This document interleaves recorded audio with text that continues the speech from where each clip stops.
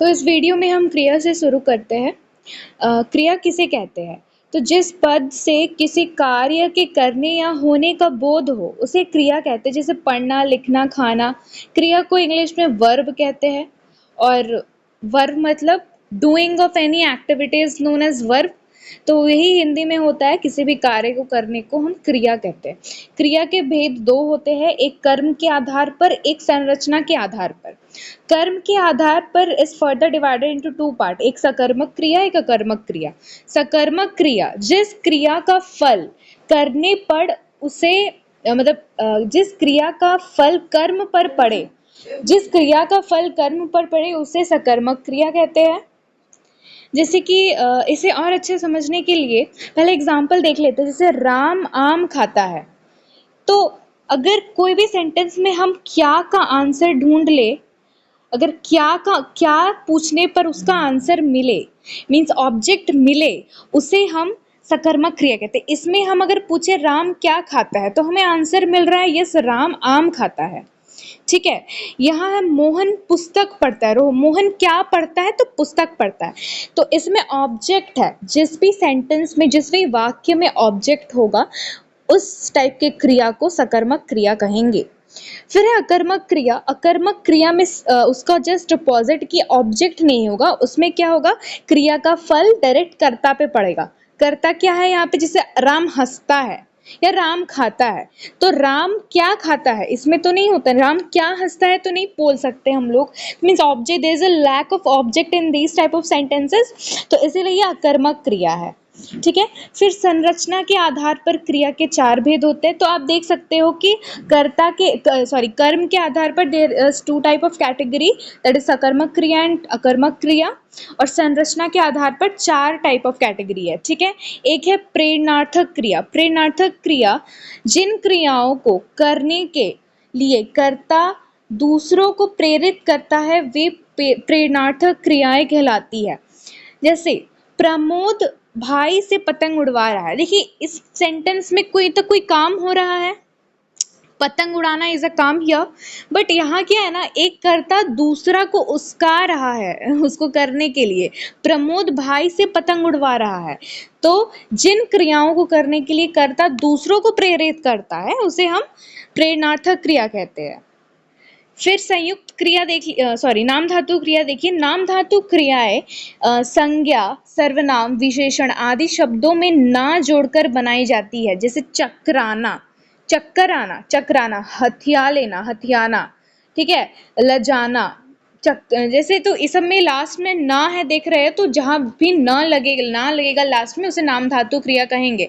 फिर है हमारा संयुक्त क्रिया। संयुक्त क्रिया में क्या बोल रहा है कि दो या दो से अधिक धातुओं को मेल से बनने वाली क्रिया संयुक्त क्रिया कहलाती है। जैसे करने लगना, तो अब इसमें करने लगना दोनों क्या है, क्रिया है, काम हो रहा है करने और लगना भी, लेकिन दोनों एक साथ प्रयोग हो रहा है। पढ़ने लगना, मार देना, मिल आना, तो ये सब दो क्रियाएं एक साथ हो रही है simultaneously, so this type of क्रिया इज नोन एज संयुक्त क्रिया। ओके। पूर्वकालिक क्रिया क्या होता है? वाक्य के मुख्य क्रिया से पहले होने वाली क्रिया को पूर्वकालिक क्रिया कहते हैं।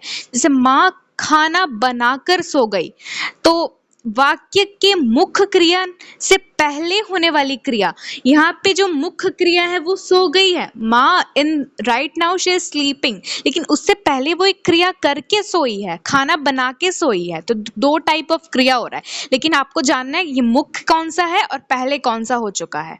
ठीक है। लता गृह कार्य करके खेलने गई, तो खेलने गई जो है ना वो प्रेजेंट हो रहा है। देखिए यहाँ पे लता गृह कार्य करके खेलने गई इज प्रेजेंट, बट उससे पहले एक हो चुका है क्रिया जो कि गृह कार्य करके, वो भी तो एक क्रिया है। ठीक है। तो इस तरह के क्रियाओं को हम पूर्वकालिक क्रिया कहते हैं। आपको समझ आ गया क्रिया क्या है? आपसे क्वेश्चन पूछेगा, अगर कोई भी आपको वाक्य देगा, बोलेगा इसमें क्या क्रिया का उपयोग हुआ है, तो आई होप आप लोग कर लोगे। ठीक है। फिर आते हैं नेक्स्ट टॉपिक जो कि उपसर्ग है। उपसर्ग जो शब्दांश किसी शब्द के पहले जुड़कर उसके अर्थ में परिवर्तन ला देता है उसे उपसर्ग कहते हैं। जैसे उपहार, सज्जन, अधिकरण। तो उपहार में उप जोड़ हार, हार के आगे उप लगा है। जैसे सतजन, तो जन के आगे सज्जन। सज्जन के सत प्लस जन हुआ है। जैसे अधिकरण, करण के आगे अधि लगा है, तो कोई भी वाक्य शब्द के पहले जुड़कर उसके अर्थ को परिवर्तन कर दे। जैसे मान, मान एक शब्द है जो बहुत ही रेस्पेक्टफुल है, बहुत ही आदरणीय है, लेकिन उसके आगे अगर हम अप लगा दे तो वो हो जाएगा अपमान। तो उसका वर्ड की मीनिंग को वो चेंज कर दे रहा है, परिवर्तन ला दे रहा है। तो ये इस टाइप के शब्द को हम लोग उपसर्ग कहेंगे। प्रत्यय किसे कहेंगे? प्रत्यय जो शब्दांश किसी शब्द के अंत पे जुड़कर उसके अर्थ को परिवर्तन ला दे। जैसे कि हम लोग अभी तक क्या अधिकरण कर रहे थे, अपमान कर रहे थे, तो अभी इस तरह से देखते हैं झगड़ालू। जैसे यहाँ आप देख सकते हैं झगड़ालू में क्या है? आलू, झगड़ के आगे आलू, फिर कृपालु, कृपा जोड़ आलू, तो आलू क्या है? यहाँ पे प्रत्यय है। जैसे सुंदरता, तो सुंदरता में सुंदर पहला वर्ड है, उसके पीछे ता लग के उसको चेंज कर दे रहा है। तो प्रत्यय जो शब्द के पीछे लग के चेंज करे शब्द को, उसे हम लोग प्रत्यय कहते हैं। अब आ जाइए संधि। संधि दो वर्णों के मेल से जो परिवर्तन होता है उसे हम संधि कहते हैं। जैसे इस संधि में आपको बहुत सारे रूल मिल जाएंगे, तो अभी हम लोग जस्ट ओवरव्यू देख लेते हैं क्या संधि होता है। जैसे गिरी जोड़ ईश, गिरीश। अब आप अगर नोटिस करोगे कि गिरी के लास्ट में हम लोग छोटी की मात्रा देख रहे हैं और ईश में सबसे पहले बड़ी ई है, तो वो फिर चेंज हो जाएगा, बड़ी ओवरऑल वो बड़ी ई में ही चेंज होगा। जैसे मनः के लास्ट में क्या है? अह है, और योग के पहले यो य है। य मेरा जो है व्यंजन है, अह मेरा व्यंजन नहीं है, तो ये टोटल ये ओ में चेंज हो जाएगा, मनोयोग। ठीक है। संधि के तीन भेद होते हैं, स्वर संधि, व्यंजन संधि, विसर्ग संधि। तो स्वर संधि दो स्वरों के परस्पर मेल से होने वाले परिवर्तन को स्वर संधि कहते हैं। जैसे कृष्ण अवतार, तो कृष्ण के देखिएगा इसमें भी अ है लास्ट में और अवतार में भी अ है, तो अ मिलके आ बन जाता है, कृष्णा अवतार। गुरु उपदेश, तो गुरु के लास्ट में भी उ है लेकिन बड़ी उ है, और उपदेश में छोटी उ है, तो ये लास्ट में गुरु उपदेश ही बनेगा। ठीक है। उ और बड़ी उ और छोटी उ मिलके बड़ी उ ही बनेगा। जो बड़ा होता है हमेशा उसको प्रेफरेंस दिया जाता है। देव जोड़ इंद्र, तो देव के लास्ट में अ है लेकिन ई है उसके बाद, तो अ और ई मिला के ए बनता है। तो आपको कुछ कुछ रूल्स याद रखना पड़ेगा, जैसे अ और ए मिला के अए बनता है। ठीक है।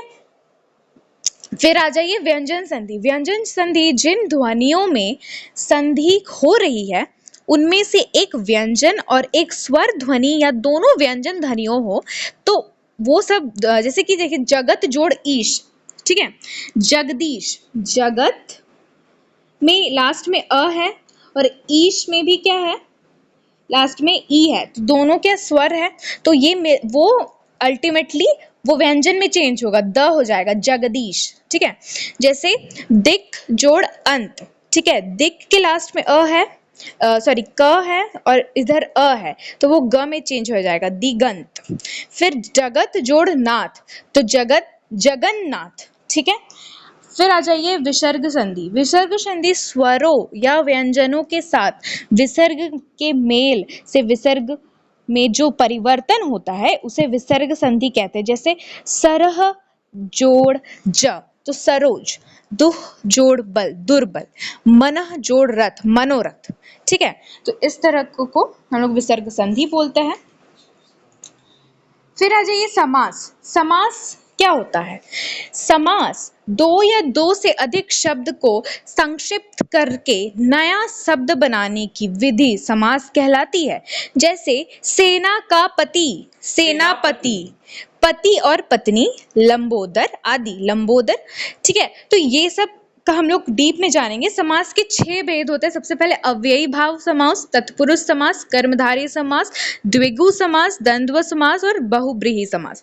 पहले हम लोग एक एक करके सबको डिटेल में पढ़ते हैं। अव्ययी भाव समास, जिस समस्त पद का पहला पद अव्यय हो और स्वयं समस्त पद भी अव्यय का कार्य करे उसे अव्ययी भाव समास कहते हैं। इसको आप ऐसे भी याद रख सकते हैं कि इसमें उपसर्ग लगा होगा आगे, जैसे आजीवन मतलब जीवन भर। जीवन भर के लिए हम एक वर्ड दे दिए हैं, नया वर्ड आजीवन। हर दिन, हर दिन बोलने में कैसे लगता है? हम लोग बोलते हैं प्रतिदिन, तो आप देख सकते हो कि ये सबके फर्स्ट जो अगर आप एक वर्ड को तोड़ोगे तो आपको एक उपसर्ग मिल रहा है, जैसे प्रतिदिन में प्रति जोड़ दिन, आजीवन में आ जोड़ जीवन, बिना जाने वाला क्या होगा, अनजान, तो अन जोड़ जान, ठीक है। तो इस तरह को हम लोग अव्ययी भाव समास कहते हैं। फिर तत्पुरुष समास। तत्पुरुष समास, जैसे कि तत्पुरुष समास में समस्त पद का दूसरा पद प्रधान होता है। इनके निर्माण में दो पदों के बीच कारक चिन्हों का लोप हो जाता है। जैसे कारक क्या होता है, कर्ता ने कर्म को करण से अधिकरण के लिए, संप्रदान के लिए वो तो जो कारक होता है ना उसका लोप हो जाना। जैसे यश प्राप्त, यश प्राप्त को अगर आप एक्सपैंड करोगे तो आपको मिलेगा यश को प्राप्त, तो इसमें जो को है वो यहाँ लुप्त हो जा रहा है। जैसे हाथ से लिखी हुई, हस्तलिखित, तो से यहाँ लुप्त हो जा रहा है, तो उस तरह के समास को हम तत्पुरुष समास कहते हैं, ठीक है।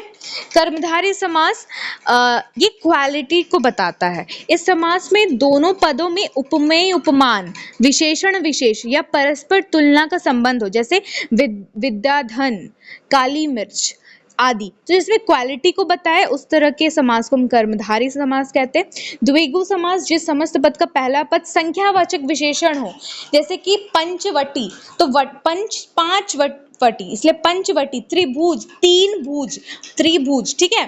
जैसे सप्ताह, तो 7 दिनों का सप्ताह, ठीक है, इसलिए सप्त है। नवरात्रि, नवरात्र मतलब 9 दिनों का, तो जिस भी शब्द के पहले संख्या का प्रयोग किया जाए उसे हम लोग द्विगु समास कहते हैं, ठीक है। फिर है द्वंद्व समास। जिन समस्त पदों के दोनों पद पर प्रधान होते हैं और जिनका विग्रह करने पर और, तथा, या, अथवा एवं योजकों का प्रयोग किया जाता है उन्हें द्वंद्व समास कहते हैं। जैसे पाप और पुण्य, तो इसको हम लोग पाप पुण्य को, जैसे पाप पुण्य हम ऐसे लिखते हैं, बीच में हम हाइफन देते हैं, मतलब ये, हाँ, तो इसको अगर हम लोग अलग से लिखे तो कैसे लिखेंगे, पाप और पुण्य, रात दिन, रात और दिन, बच्चे बूढ़े, बच्चे और बूढ़े, तो जहाँ पे दोनों पद प्रधान होते हैं उस टाइप को हम लोग द्वंद्व समास कहते हैं, ठीक है। फिर आ जाइए बहुव्रीहि समास। जिस समस्त पद में दोनों पद गौण या अपतमुख हो तथा दोनों पद मिलकर किसी तीसरे पद के विषय में बताए उसे बहुव्रीहि समास कहते हैं। जैसे तिरंगा, तो 3 रंग से बना, 3 रंग है जिसमें, अर्थात भारत का झंडा। तो जब दो शब्द को विच्छेद करने पर भी हमें एग्जैक्ट मीनिंग नहीं पता चल रहा है, लेकिन कोई तीसरे वर्ड को ही डेडिकेट करता है, तो उस टाइप के वर्ड को हम लोग बहुव्रीहि समास कहते हैं। जैसे जलधर, जलधर हम लोग बादल को कहते हैं, जल को धारण करने वाला। जैसे हम लोग लंबोदर, हम लोग गणेश जी को कहते हैं, ठीक है। जैसे चक्रधर, चक्रधर चक्र धारण करने वाला, अर्थात श्री कृष्ण, तो हम लोग चक्र धारण करने वाला, मतलब यहाँ पे एक थर्ड पर्सन आ रहा है, श्री कृष्ण आ रहे हैं, तो यहाँ पर हमें बहुव्रीहि समास लगाया जाता है। तो ये था हमारा समास, और यहाँ पे होता है आपका हिंदी व्याकरण का एंडिंग। आई होप आपको समझ आया होगा। अगर कोई क्वेरी है तो आप कमेंट सेक्शन में आप बता सकते हैं, और अगर नए वीडियोस आपको चाहिए, किसी भी चीज़ की नोट्स चाहिए, तो आप मुझे कमेंट्स में फ्रीली बता सकते हैं। Thank you.